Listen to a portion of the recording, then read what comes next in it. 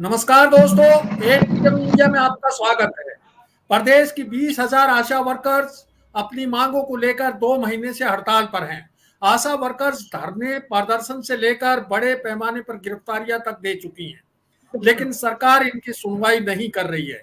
पिछले महीने राज्य सरकार ने आशा कार्यकर्ताओं के प्रतिनिधियों से बातचीत की थी, लेकिन वो विफल रही। आशा वर्कर्स की क्या मांगे हैं, कब से इनका संघर्ष जारी है, सरकार यदि उनकी मांग नहीं मानती है तो उनकी आगे क्या रणनीति रहेगी, आदि सवालों पर चर्चा के लिए हमारे साथ मौजूद हैं आशा वर्कर्स यूनियन की महासचिव सुनीता, उपाध्यक्ष प्रवेश और रानी कुमारी हमारे साथ हैं। आप सभी मेहमानों का 8 PM इंडिया के सोशल मीडिया प्लेटफॉर्म पर स्वागत है।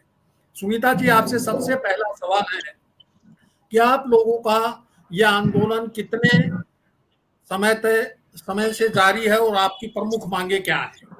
सुनीता जी। सर, ये आंदोलन हमारा 8 अगस्त से जारी है। 2 महीने हो चुके हैं आंदोलन को पूरे, और हमारी मुख्य मांग सरकार से ये है कि सरकार हमें पक्का कर्मचारी बनाए। जी। जब तक पक्का कर्मचारी नहीं बनाती तब तक न्यूनतम वेतन की श्रेणी में आशा वर्कर्स को शामिल किया जाए और उनको ESI, PF की और तमाम सामाजिक सुरक्षा दी जाए। आशा वर्कर्स की योग्यता के आधार पर पदोन्नति हो, रिटायरमेंट की उम्र 65 वर्ष हो, और आशा वर्कर्स के मानदेय में जो पिछले 2019 में सरकार ने कटौती की थी उस कटौती को बहाल किया जाए, और तमाम जनता के लिए जो है सरकारी अस्पतालों में तमाम डॉक्टर, दवाइयां और मशीनरी उपलब्ध करवाई जाए ताकि सरकारी हॉस्पिटलों में इलाज करवाना सुरक्षित हो। जी। रानी जी, सरकार का यह भी कहना है कि आशा कार्यकर्ता चुनाव नजदीक देखकर आंदोलन के जरिए अपनी अनुचित मांगे मनवाने के लिए अनावश्यक दबाव बना रही है। इस पर आपका क्या कहना है?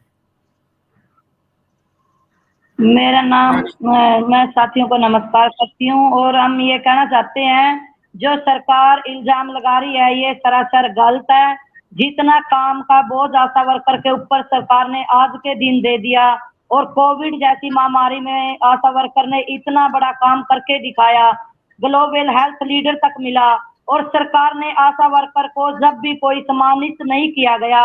और उम्मीद करते हैं कि यदि सरकार हमारे को पहले ही मानदेय दे और न्यूनतम वेतन दिया जाए तो आज हमें हड़ताल की जरूरत नहीं पड़ती। इसी करके ये सरकार का इल्जाम हमारे ऊपर बिल्कुल गलत है। जी। प्रवेश जी, आप लोगों की सबसे पहली और बड़ी मांग जो है आशा कार्यकर्ताओं को सरकारी कर्मचारी का दर्जा देने की है। इस मांग का आधार क्या है? सरकार का कहना है कि यह मांग आशा कार्यकर्ताओं की सेवा शर्तों के अनुरूप नहीं है।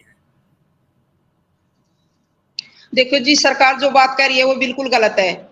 हम तो ये कहना चाहते हैं सरकार से, अब जब काम परमानेंट है तो व्यक्ति को कर्मचारी को भी परमानेंट होना चाहिए।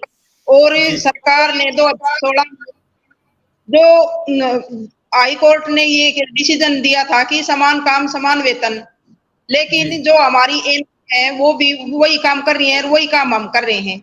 एनएम खाली हमारे ज्यादा टीकाकरण करवाती है, तो समान काम समान वेतन होना चाहिए। और जो सरकार की मंशा है बिल्कुल गलत है। आशा वर्कर ने 18 साल हो गए काम करते हुए, और वो बहुत ही बुनियादी काम कर रही है, जच्चा और बच्चा की सुरक्षा करना। और डिलीवरी के साथ आशा वर्कर 3-3, 4-4 दिन तक हॉस्पिटलों में रहती है, और 9 महीने तक वो एनसी की है।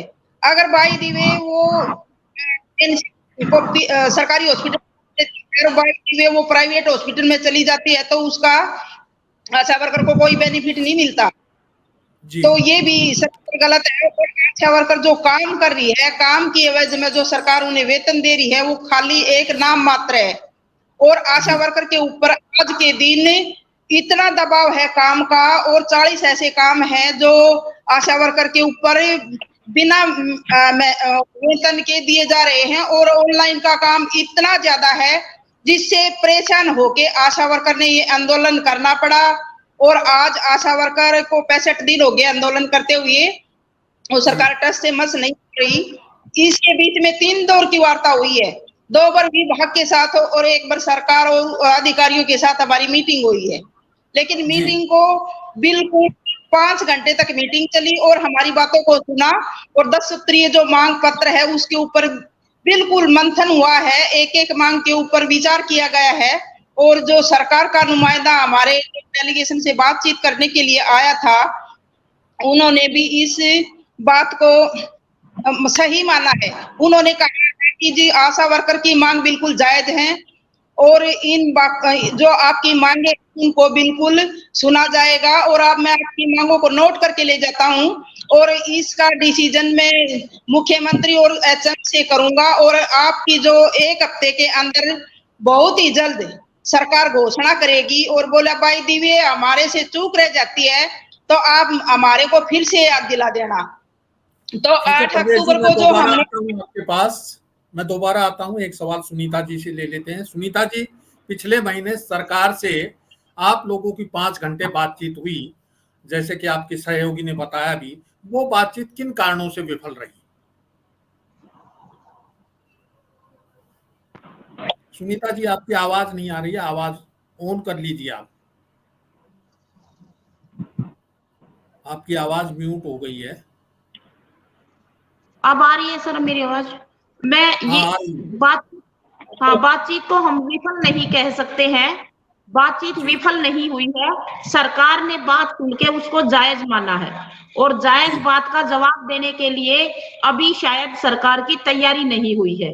शायद सरकार किसी असमंजस में है, कोई और स्टडी कर रही है, अलग अलग राज्यों की भी स्टडी कर रही है। हमारा काम जो है वो बुनियादी काम है। हमारी मांगे जो है वो बेहद जरूरी मांगे हैं और वो सरकार को जो है कहीं ना कहीं ये दिख रहा है कि ये जायज मांग है, ये पूरी होनी चाहिए। इस पर सरकार के अंदर ही कोई मंथन चल रहा है। अभी तक सरकार बोली नहीं है।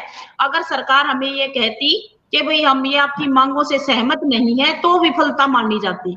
अभी बातचीत जो है विफलता की ओर नहीं है।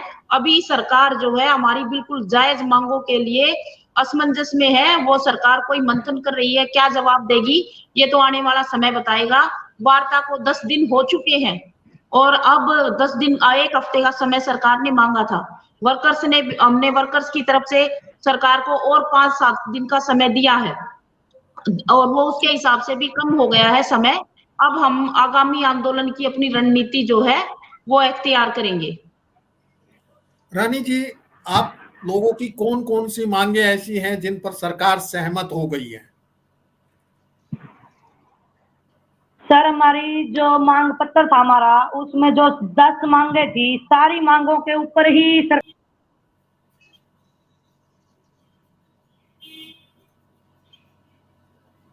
लगता है रानी जी का संपर्क हमसे कट गया। प्रवेश जी, आप बताइए।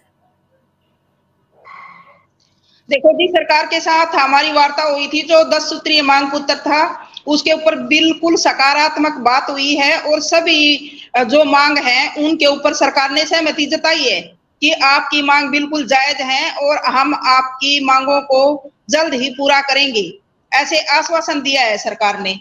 हम ये नहीं कह सकते कि सरकार के साथ हमारी वार्ता विफल हुई है।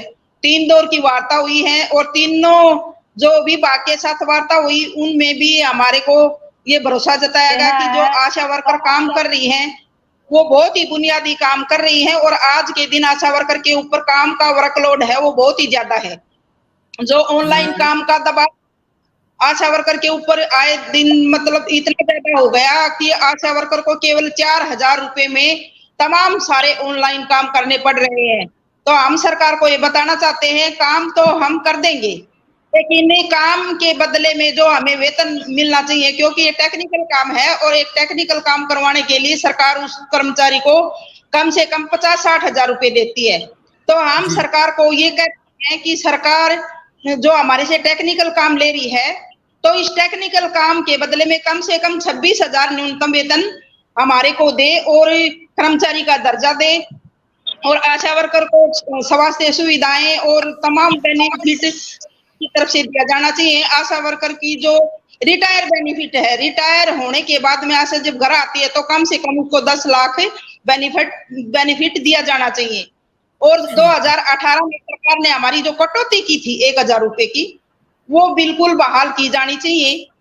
तो इन मांगों के लिए हम सरकार से, जो आज 65 दिन हो गए आंदोलन में है, और सरकार बिल्कुल ही हठधर्मिता पे उतरी हुई है कि आज 1 हफ्ते का टाइम देके, और सरकार हमारे डेलीगेशन के साथ बातचीत नहीं करना चाहती। तो इससे पूरे प्रदेश की आशा वर्करों में काफी गुस्सा है, और वो गुस्सा हमें 8 अक्टूबर को करनाल में ये दिखा के भी गए हैं। और सरकार को बिल्कुल पता है कि पूरे प्रदेश की आशा वर्करों में इतना ज्यादा गुस्सा है कि 8 तारीख को पूरे करनाल के अंदर लाल ही लाल दिखाई दे रहा था, क्योंकि सभी आशा वर्करों को की आंखें बिल्कुल लाल थी। और अब आशा वर्करों ने संकल्प लिया है, क्योंकि ये काम हम पहले भी कर रहे थे, कि गांव के बीच में जाके आम लोगों के बीच में संवाद करना, और सरपंच, ब्लॉक समिति मेंबर और जो जिला पार्षद हैं और आम जनता के बीच में हम डोर टू डोर जाके सरकार जो हमारे साथ कर रही है वो सारी बातें बता रही है, और सरकार जो सत्ता के अंदर आई थी वो क्या कह के आई थी, और उन सभी बातों से सरकार एक तरफ से पल्ला झाड़ रही है। महंगाई इतनी बढ़ गई है, और 5 साल में जो राज्य की सरकार है उसने आशा वर्कर के 1 पैसे की बढ़ोतरी वेतन में नहीं की है, और जो केंद्र की सरकार है उसको 12 साल हो गए। जो आशा के जो इंसेंटिव बेस हैं काम, उनमें 1 पैसे की बढ़ोतरी नहीं की गई है। तो 12 साल में आप अंदाजा लगा लीजिएगा कि कितनी महंगाई बढ़ गई, और 5 साल में जो हरियाणा की सरकार ने 1 पैसे की बढ़ोतरी नहीं की है, तो कितनी महंगाई बढ़ गई। और आशा वर्कर वहीं की वही है, और काम आशा वर्कर के ऊपर आए दिन थोपे जा रहे हैं। कभी ऑनलाइन सर्वे करना, टीबी की सर्वे करना, बीपी की सर्वे करना, शुगर की सर्वे करना, और अस्थमा की तमाम सारी इतनी सर्वे हैं जो आशा वर्कर के आए दिन सरकार करवा रही है। कुष्ठ रोग की सर्वे, और ये तमाम सारे काम आशा वर्कर के ऊपर वर्कलोड है कि ऑनलाइन सर्वे करे। और अभी जो ये हेड काउंट सर्वे आया, इंद्रधनुष की सर्वे आई, तो ये तमाम सारी रिपोर्टें हमारी आशा वर्कर ने तैयार करके दी हैं, और हम सरकार से कोई ज्यादा नहीं मांग रहे। जो हमारा मेहनताना बनता है वो तो सरकार ने हमारे को देना चाहिए, और ये तो हम सरकार से बिल्कुल लेके रहेंगे। और हमें विश्वास है कि सरकार जो हम काम कर रहे हैं, काम की एवज में जो हमारा वेतन बनता है वो देगी। अब और ये सरकार ये आरोप लगा रही है ना कि आशा वर्कर जब चुनाव आता है तब आंदोलन लड़ती है, ये सरासर बिल्कुल गलत बात है। क्योंकि आज के दिन आशा वर्कर के ऊपर काम का इतना दबाव है, और काम के दबाव को देखते हुए आशा वर्कर इतनी परेशान होकर के उसे आंदोलन में आना पड़ा, क्योंकि महंगाई इतनी बढ़ गई, और 4,000 रुपए में आशा वर्कर ना तो अपने बच्चे को अच्छी शिक्षा दिला सकती, ना अच्छा स्वास्थ्य मुहैया करवा सकती, ना अच्छा खाना खिला सकती। तो हम सरकार को ये भी बताना चाहते हैं कि सरकार का कोई भी नुमाइंदा है तो उसका कपड़ा धोने का अलाउंस 600 रुपए पर डे के हिसाब से है, और आशा वर्कर का देखो 4,000 रुपए 129 रुपए बनता है। तो क्या 129 रुपए में आशा वर्कर अपने घर खर्चा चला सकती है? और ज्यादातर गरीब तबके की हमारी आशा वर्कर लगी हुई है, और ज्यादातर विधवा हैं। तो ये देखो उनके घर में कोई कमाने वाला तो है नहीं, वो कैसे अपने बच्चों का लालन पालन करेगी? तो जो सरकार कह रही है ये हम इसको गलत मानते हैं, और सरकार ने बहुत ही जल्द आशा वर्कर की मांगों को सुनना चाहिए, क्योंकि टेबल पर बैठने से बातों का हल निकलता है। और सरकार जितना देरी करेगी तो हम इससे हरासमेंट नहीं होंगे। आम सरकार को ये भी बताना, सही बात कही। एक सांसद को जो है 600 रुपए का भत्ता मिलता है कपड़े धोने के लिए प्रतिदिन, और एक आशा वर्कर को मिलता है 129 रुपया प्रतिदिन की दिहाड़ी, जो कि बेहद गलत है और सही करना चाहिए सरकार को। सुनीता जी, सरकार की मंशा आप लोगों को थकाने की है, जैसे कि अब तक विभिन्न आंदोलनों के प्रति सरकार का रवैया रहा है, ठीक उसी तरह आशा कार्यकर्ताओं के आंदोलन को भी लंबा खींचकर तोड़ने की योजना है। इस स्थिति से निपटने के लिए आगामी रणनीति क्या रहेगी आप लोगों की? देखिए सर, सरकार की ये गलतफहमी है। हमने जो है पहले भी आंदोलन लड़े हैं, हमारे आंदोलन के अनुभव हैं, और हम जो झंडा हमने पकड़ा हुआ है CIQ ये सेंट्रल ऑफ ट्रेड यूनियन का झंडा जो आशा वर्कर्स लेके लड़ रही है, ये एक विचार है। और विचार जो है, जब अंग्रेज इस देश से आंदोलन के एवज में, आंदोलन के दबाव में, आंदोलनों की समझ नहीं है आशा वर्कर्स को, और हमें पहले से पता था कि सरकार हमारे साथ ऐसा करने वाली है, क्योंकि किसान आंदोलन जो 13 महीने सरकार ने चलाया, उससे हम सब ने सबक लिया है। तमाम आंदोलनकारी लोगों को पता है कि सरकार की मंशा थकाने की है। हम ना थकने वाले हैं, ना झुकने वाले हैं। और सरकार की मर्जी है, चाहे जितना मर्जी आंदोलन लंबा चलाए, आंदोलनकारियों को कोई नुकसान नहीं हो रहा है। आने वाले समय में 2024 का चुनाव आप बताएगा। गिरफ्तारियां भी दे चुके हैं, धरना प्रदर्शन भी कर चुके हैं, अब आगे क्या योजना है? अभी 18 तारीख को बीजेपी और जेजेपी के विधायकों के आवास पर 24 घंटे के पड़ाव डाले जाएंगे, और 30 अक्टूबर को मैं डेट करेक्ट कर रही हूँ, 18 अक्टूबर को बीजेपी और जेजेपी के विधायकों के आवास पे 24 घंटे के पड़ाव होंगे। 30 अक्टूबर को आशा वर्कर्स जो है संसद मार्च करेंगी। संसद मार्च में देश के अलग अलग राज्यों से भी जो है आशा वर्कर्स हिस्सेदारी करेंगी, और हमारे आंदोलन को पूरे देश में तमाम मजदूर और कर्मचारी आंदोलनों का समर्थन मिल रहा है। इसलिए सरकार की भूल है कि हमारे आंदोलन को लंबा चला करके सरकार जो है वो थकाना चाहती है। हम थकने वाले नहीं हैं, योजनाबद्ध तरीके से आंदोलन लड़ रहे हैं, और सरकार को इसका जवाब 24 के चुनाव में मिल जाएगा। लंबे आंदोलन जितने भी चलते हैं, उससे जो है जनता को बहुत कुछ सीख मिलती है। जी, सही मायने में देखा जाए तो आशा वर्कर्स की सभी मांगे जायज है। गांव में जच्चा बच्चा की जिम्मेदारी संभालने के साथ स्वास्थ्य सेवाओं की महत्वपूर्ण कड़ी आशा कार्यकर्ता ही है। कोरोना महामारी से जंग के दौरान भी आशा कार्यकर्ता ही मोर्चे की अग्रिम पंक्ति में मुस्तैद थी। इसके अतिरिक्त सरकार की स्वास्थ्य संबंधी विभिन्न योजनाओं का भार भी उन पर लगातार बढ़ाया जा रहा है। 2 महीने से ज्यादा समय से आशा कार्यकर्ताओं के आंदोलन के चलते ग्रामीण क्षेत्रों में स्वास्थ्य सेवाएं पूरी तरह चरमरा गई हैं। ऐसे में सरकार को आशा वर्कर्स की मांगों पर सहानुभूति पूर्वक विचार करके उन्हें पूरा करना चाहिए। आप सभी मेहमानों का बहुत बहुत धन्यवाद। जल्द फिर हाजिर होंगे नए मुद्दे के साथ। नमस्कार।